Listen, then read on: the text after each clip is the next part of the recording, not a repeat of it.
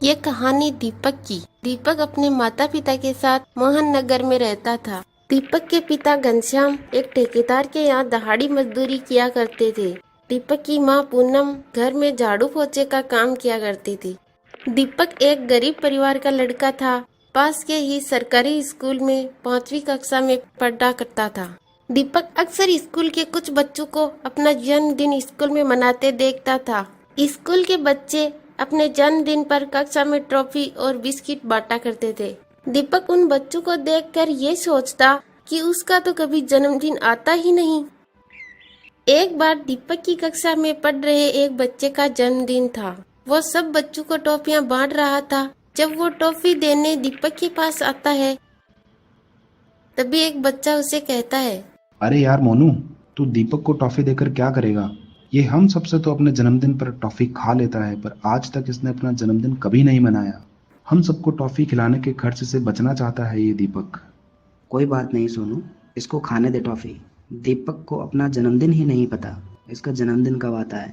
इसीलिए हमारे जन्मदिन पर टॉफी बिस्किट के मजे उड़ाता है। कक्षा के सभी बच्चे हंसने लगते हैं। दीपक उदास हो जाता है। वो स्कूल से घर आता है तो उसकी माँ कहती है, क्या बात है दीपक, तू मुंह लटकाए क्यों आ रहे हो? माँ, मेरी स्कूल के सब दोस्त अपना जन्मदिन बनाते हैं, पर मैं अपना जन्मदिन क्यों नहीं मनाता?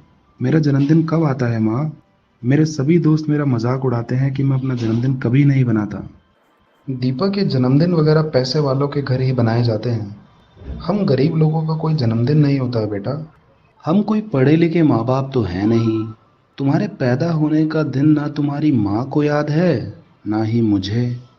दीपक बेटा, चल ये जन्मदिन वगैरह की बात छोड़, आजा रोटी खा ले। दीपक उदास मन से रोटी खाने लगता है, पर उसके मन में ये बात घर कर गई थी कि गरीब लोग जन्मदिन नहीं मनाते। अक्सर गरीब का जन्मदिन नहीं होता। धीरे धीरे समय बीत रहा। दीपक अब बड़ा हो चुका था। दीपक की माँ ने उम्र के साथ घरों में काम करना बंद कर दिया था। दीपक के पिता भी दहाड़ी मजदूरी का काम छोड़कर घर के पास में ही सब्जी का ठेला लगाने लगे थे। एक दिन घनश्याम सब्जी का ठेला लगा रहा होता है। उसके पास वही ठेकेदार का मालिक आता है जहाँ घनश्याम पहले दहाड़ी मजदूरी का काम किया करता था। अरे घनश्याम, सब्जी का ठेला लगाने लगे हो? अच्छी बात है। शरीर चलता रहना चाहिए ना, और मेहनत करने में क्या बुरी बात है। अच्छा लाओ, 1 किलो आलू और 1 किलो टमाटर तोल दो जरा। अभी देता हूँ साहब। बड़ी खुशी हुई कितने समय बाद आपको देखकर। अरे घनश्याम, तुम्हारा एक बेटा भी था ना, दीपक? अब तो बड़ा हो गया होगा वो। आजकल क्या कर रहा है वो? कुछ नहीं मालिक, अभी 12वीं पास की है उसने, तो घर पर ही है। अब कॉलेज की पढ़ाई के लिए पैसे भी तो चाहिए, इसीलिए अभी उसने पढ़ाई रोक दी है। उसे भी कहीं कोई दुकान पर काम मिल जाए तो घर खर्च निकलने में आसानी हो जाएगी, और पैसे कमाकर आगे की पढ़ाई भी कर लेगा अपनी। अच्छा, ये बात है। अच्छा, एक काम करो, मैंने बड़े बाजार में एक नई बेकरी की शॉप खोली है। मुझे वहाँ पर एक लड़के की ज़रूरत है जो बेकरी की देखभाल भी कर सके और लोगों को घर तक ऑर्डर भी पहुँचा सके। तुम चाहो तो कल से दीपक को नौकरी पर भेज सकते हो। 7,000 रुपये महीने की तनख्वाह पर रख लूँगा मैं उसे। क्यों, सही रहेगा ना तुम्हारे लिए भी? ये तो बहुत अच्छी बात हो जाएगी मालिक। मैं कल ही दीपक को आपकी बेकरी पर भेज दूंगा। अगले दिन दीपक घनश्याम के कहने पर बेकरी शॉप पर काम करने लग जाता है। बेकरी का मालिक नारायण सभी केक डिलीवरी के लिए अब दीपक को ही भेजता था। नारायण के बेकरी के केक और पेस्ट्री बहुत ही मशहूर थे। किसी के जन्मदिन की पार्टी हो या शादी की सालगिरह हो, कोई भी नारायण की बेकरी शॉप से ही ऑर्डर करता था। एक दिन नारायण दीपक को बुलाता है। दीपक, अरे ये ऑर्डर पहुंचाना है ठीक शाम 5 बजे तक। एक जन्मदिन की पार्टी है। 6 बजे तक उन लोगों के केक काटने का टाइम रखा है ना? हमें 5 बजे तक ऑर्डर पहुंचाने के लिए कहा गया है। ये घर का पता है, ठीक समय तक डिलीवरी पहुंचा देना, ठीक है? दीपक केक का ऑर्डर देने निकल जाता है। वो जैसे ही आधे रास्ते पहुंचता है, उसकी माँ का फोन आता है। दीपक बेटा, आज तेरे पिताजी को पता नहीं क्या हो गया। सब्जी के ठेले पर थे, बेहोश हो गए। एक आदमी उन्हें छोड़कर गया है। अभी भी बेहोशी की हालत में है। डॉक्टर को बुलाना होगा बेटा। आ, तू जल्दी घर आ जा। माँ की बात सुनकर दीपक घबरा जाता है। उसे केक का ऑर्डर भी समय पर पहुंचाना होता है, पर वो क्या करे, उसे कुछ नहीं समझ आ रहा था। पर उसका घर पहुंचना भी तो जरूरी था। दीपक की माँ घर में अकेली थी और पिताजी की तबीयत बिगड़ती जा रही थी। दीपक घर की तरफ निकल गया। दीपक सीधा डॉक्टर को घर लेते हुए चला गया। डॉक्टर ने दीपक के पिता का चेकअप किया और कुछ दवाइयां लिखकर दीपक को दिया और कुछ दिन दीपक के पिता को आराम करने को कहा। दीपक ने डॉक्टर के द्वारा बताई गई दवाइयां लेकर अपने पिताजी को दी। कुछ समय पश्चात होश में आए। दीपक ने अपनी माँ से कहा, माँ, डॉक्टर ने कहा है पिताजी कमजोरी की वजह से बेहोश हो गए थे। धीरे धीरे दवाइयों से ठीक हो जाएंगे। आप पिताजी के पास बैठो, मैं थोड़ी देर में आता हूँ। मुझे केक का ऑर्डर पहुँचा के आना है, बहुत ज़रूरी है। दीपक केक लेकर जल्दी जल्दी नारायण के दिए पते पर पहुंचता है। दीपक घबरा जाता है, जिनका ऑर्डर है, कहीं वो लोग गुस्से में आकर नारायण को फोन ना कर दे, कहीं नारायण उसे नौकरी से ना निकाल दे।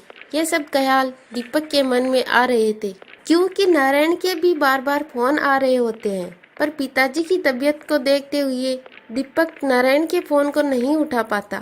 थोड़ा घबराया हुआ केक लेकर घर के दरवाजे पर पहुंचता है। अंकल जी, आपका केक का ऑर्डर था।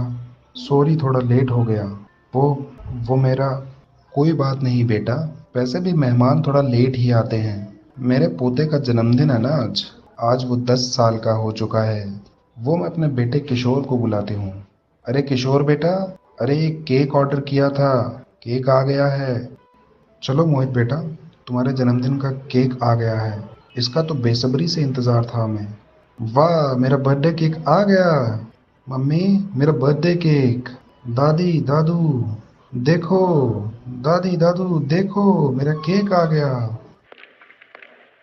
जी नारायण जी, जी नारायण जी की बेकरी से आया हूँ। ये आपका केक। हैप्पी बर्थडे बेटा। थैंक यू भैया। आप भी अंदर आओ ना भैया, आज मेरा बर्थडे है। आप भी गेस्ट हुए ना। हाँ हाँ प्लीज़, अगर मोहित का मन है तो थोड़ी देर के लिए आ जाइए। सर मैं आपकी पार्टी में कैसे? क्यों नहीं बेटा, आप क्यों नहीं आ सकते?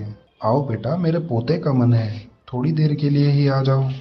भैया, आप मेरे जन्मदिन का केक लाए हो ना, मैं आपके जन्मदिन पर केक लाऊंगा। आपका जन्मदिन किस डेट को आता है भैया? बचपन का वही प्रश्न याद आ जाता है जिसका उत्तर आज भी नहीं मिला था। वो चुप हो जाता है। मोहित दोबारा उसे वही प्रश्न करता है। इस पर संदीप कहता है, पता नहीं मोहित बेटा, मैंने कभी अपना जन्मदिन नहीं बनाया, इसीलिए मुझे पता ही नहीं कि मेरा जन्मदिन कब आता है। इस प्रश्न का उत्तर तो मैं भी आज तक ढूंढ रहा हूँ। जब भी मैंने अपने माता पिता से पूछा कि मेरा जन्मदिन कब आता है, मेरे माता पिता ने हमेशा यही कहा कि गरीबों का जन्मदिन नहीं होता, गरीब जन्मदिन नहीं बनाते। कोई बात नहीं भैया, मैं आपका जन्मदिन मनाऊंगा। पापा, दादू, हम भैया का जन्मदिन मनाएंगे कल। हम भैया के घर चलेंगे कल। हाँ हाँ मोहित बेटा, हाँ हम कल इन भैया के घर जरूर चलेंगे। अगले दिन पिता की तबीयत की वजह से दीपक छुट्टी पर होता है। मोहित अपने पिता और दादू को लेकर नारायण की बेकरी पर जाता है। नारायण को लगता है कि केक लेट हो गया था, शायद वो इसी वजह से दीपक की शिकायत लेकर आए हैं। नारायण उन्हें बताता है कि दीपक के पिताजी की तबीयत खराब होने की वजह से आपके घर आने में थोड़ी देर हो गई थी। जब वो उनके घर केक देने जा रहा था, रास्ते में ही उसकी माँ का कॉल आ गया था कि उसके पिताजी की तबीयत अचानक से खराब हो गई है। इसी वजह से उसे केक पहुंचने में देरी हो गई। मोहित के दादू और पिता नारायण को बताते हैं कि पार्टी शुरू होने से पहले ही दीपक केक लेकर आ गया था। दीपक ने अपनी जिम्मेदारी पूरी तरह से निभाई है। वो नारायण से दीपक के घर का पता पूछते हैं और एक बढ़िया सा केक खरीदते हैं। वो दीपक के घर पहुंचते हैं। दीपक, मोहित और उसके दादू और पिता को देखकर बहुत परेशान रह जाता है। वो उन्हें अपने माता पिता से मिलवाता है। दीपक भैया, हैप्पी बर्थडे। ये लो आपका बर्थडे केक। कल आप मेरे बर्थडे पे आए थे, आज मैं आपके बर्थडे पे आया हूँ। आओ दीपक भैया, केक काटते हैं। आओ बेटा दीपक, अपना जन्मदिन मनाओ और ये केक भी काटो। मोहित को बहुत खुशी है। आज के बाद ये कभी नहीं कहना बेटा कि आप गरीब हो, ठीक है? मन से अमीर होना चाहिए, दिल का अच्छा होना चाहिए। मनुष्य का मन साफ होना चाहिए तो वो अपने आप ही अमीर हो जाता है। सब मिलकर दीपक का जन्मदिन मनाते हैं।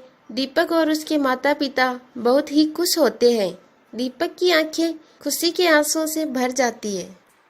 थोड़ी सी खुशी भी किसी इंसान को ढेर सारी खुशियों से भर देती है। इंसान छोटा या बड़ा नहीं होता, उसके कर्मों से बड़ा बनाते हैं। पूरी ईश्वर की धरती पर अनेक इंसान हैं, ये साबित करके एक अमीर गरीब की खुशियों से भर देता है।